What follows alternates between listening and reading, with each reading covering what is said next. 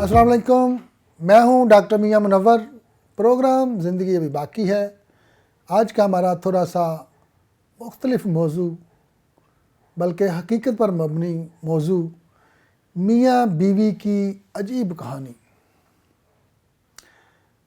तुम और मैं कभी मियां बीवी थे। हम में बहुत मोहब्बत थी। हमारा दिन ईद का और रात शब रात की थी। हम बहुत खुश थे। फिर एक वक़्त आया, तुम माँ बन गई और मैं बाप बन गया। तुमने घर का निज़ाम संभाला और मैं बाहर कमाई करने के लिए निकल गया। तुम घर संभालने वाली एक समझदार माँ बन गई और मैं कमाने वाला बाप बन गया। वो वक़्त जो तुम मुझे देती थी, वो वक़्त डिवाइड हो गया। अब आधा वक़्त बच्चों में चला गया और आधा वक़्त तेरे अपने आराम में। तेरे इस वक़्त में मेरा वक़्त निकल गया। बच्चों को चोट लगी तो तूने उनको गले लगाया। तुम एक हमदर्द माँ बन गई और मैं एक खर्च करने वाला बाप बन गया। बच्चों ने गलतियाँ की तो तुम उनकी समझाने वाली और हमदर्द माँ बन गई और उनको डांटने की वजह से, उनको फ्यूचर समझाने की वजह से, मुआशरे की अक्कासी दिखाने की वजह से और सख्त रवैये की वजह से मैं एक जालिम बाप बन गया।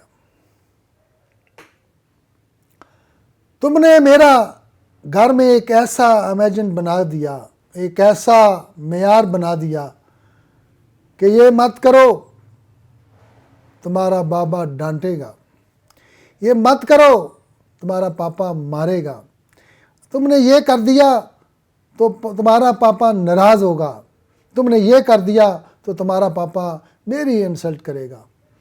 यानी मुख्तलिफ बहानों से और मुख्तलिफ बातों से और बेख्याली में तू मेरी जो बीवी थी, तू बेख्याली में मेरे बच्चों को मेरा मुखालफ करती गई और मैं बच्चों के फ्यूचर के लिए सर पर दिन रात एक करके उनकी फ़ीसें जमा करवाने के लिए, उनकी बुक्स ख़रीदने के लिए, उनका फ्यूचर बनाने के लिए, उनको बहुत ज़्यादा स्टडी करवाने के लिए तूने मुझे इतना मगन कर दिया कि मैं उस सर्कल के अंदर पिसने लगा।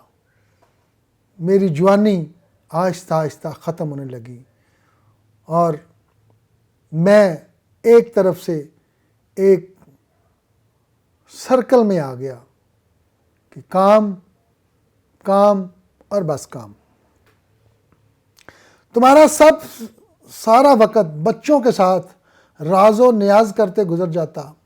तुम बच्चों को टाइम देती और मेरा सारा वक़्त मज़दूरी करते गुजर जाता और मेरे पास उतना टाइम ना होता जितना मैं तुम बच्चों को देती थी। मैं घर का मुस्तकबिल और बच्चों का मुस्तकबिल बनाने के लिए अपने आप को बर्बाद करता गया और बच्चों से दूर होता गया और तुम बच्चों की हमदर्द बनती गई। तुम चांद की चांदनी बनती गई और मुझे इल्म ही ना हुआ कि मैं कब सूरज बन गया। तुम एक रहम दिल और शफीक माँ बनती गई और मैं तुम सब लोगों की ज़िंदगी का बोझ उठाने वाला सिर्फ एक बाप बनकर रह गया।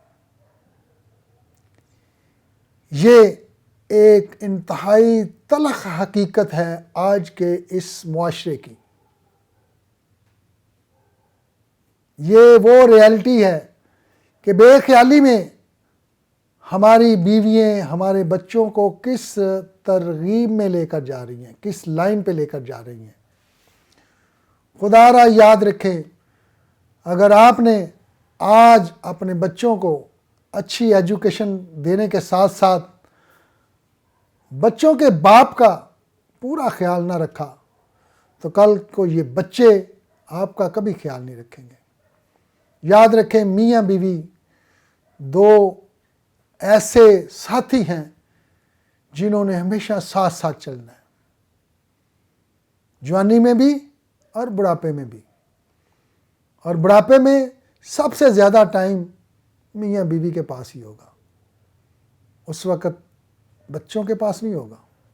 मैंने अक्सर देखा है कि बच्चे घरों के अंदर अपनी माँ के साथ इन्वॉल्व हैं और बाप के लिए अलहदा कमरा निकाल दिया, बाप को एक नाम दे दिया कि ये गुस्से वाला बाप है। तो कोशिश करें कि बच्चों को जितनी भी आप एजुकेशन देते हैं उसमें बाप का ज़रूर शामिल करें हिस्सा। और ये मेरे रब ने भी कहा हुआ है कि अगर माँ के पैरों के तले जन्नत है तो जन्नत के दरवाज़े की चाबी बाप के पास है। कोशिश करें, संभल जाएं। आज अपने बाप को, बच्चों के बाप को जालिम पेंट ना करें। आज अपने बच्चों को वो तरगीब दें, समझाएं कि जितनी मैं आपसे प्यार करती हूँ उतना ही आपका बाप आपसे प्यार करता है। फ़र्क सिर्फ ये है कि वो आपको अच्छा खिलाने, अच्छा पिलाने, अच्छा फ्यूचर बनाने के लिए दिन रात मेहनत करता है, जिससे उसको इतना टाइम नहीं मिलता कि वो आपके लिए टाइम दे सके। और बच्चों को उस वक़्त तक समझ नहीं आती, वो हमेशा बाप को तनकीद की नज़र से देखते हैं, उस वक़्त तक जब तक वो खुद बाप नहीं बन जाते। जब वो बाप बनते हैं और वही फिल्म रिपीट होती है, फिर एहसास होता है कि क्या हुआ। कामयाबी ये नहीं कि आप क्या कर रहे हैं। अगर 4 साल की उम्र में आपको बोलना आ जाता है तो आप समझिए आप कामयाब हैं। अगर 10 साल में आप स्कूल जाना शुरू कर देते हैं तो आप कामयाब हैं। अगर 16 साल से 18 साल की उम्र में आपको अपने घर का रास्ता आ जाता है तो आप समझिए आप कामयाब हैं। अगर 25 की 30 साल की उम्र में आप एक कामयाब इंसान बन जाते हैं, आप अपना रोज़गार कमा लेते हैं, तो आप समझिए आप कामयाब हैं। अगर 50 से 60 साल की उम्र में आपका घर और आपका फ्यूचर और आपके बच्चे अच्छी एजुकेशन इस्तेमाल कर रहे हैं तो आप समझिए आप कामयाब हैं। और अगर 65 साल की उम्र में आप वॉशरूम में जाकर पेशाब करते हैं तो समझिए आप कामयाब हैं, आप बेड पे पेशाब नहीं करते। 4 साल की उम्र में अगर आप बेड पे पेशाब करते हैं और 65 साल की उम्र में भी आपका वही सर्कल बन जाएगा। तो ये कुरान करीम में आता है कि हम आपकी बसात को उल्ट देते हैं, यानी जो बचपन में हरकतें होती हैं, अगर 4 साल की उम्र में आप बेड पे पेशाब करते हैं तो आप कामयाब नहीं हैं। अगर 70 साल की उम्र में आप बेड पे पेशाब करते हैं तो आप कामयाब नहीं हैं, आपकी सेहत नहीं है। तो कोशिश करें कि इस बुढ़ापे को जिसने आना ही आना है, इसको अच्छी बुनियादों पर तामीर करें और अपनी औलाद को ऐसी एजुकेशन दें जो माँ और बाप दोनों का बराबर का दर्जा रखती हो।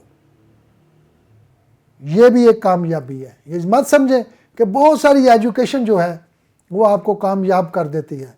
आपको मुआशरा कामयाब करता है, आपको मुआशरा नाकाम करता है। अगर आप मुआशरे में पढ़े लिखे हैं और आपको बात करने की तमीज़ नहीं है तो आप कामयाब नहीं हैं। मुआशरा उसे की इज़्ज़त करता है जो दूसरों की इज़्ज़त करते हैं, और आपकी इज़्ज़त आपके घर से बनती है। अगर आप अपने घर में इज़्ज़त करनी शुरू कर दें तो समझ लें आपकी बाहर भी इज़्ज़त होगी। अल्लाह हाफ़िज़।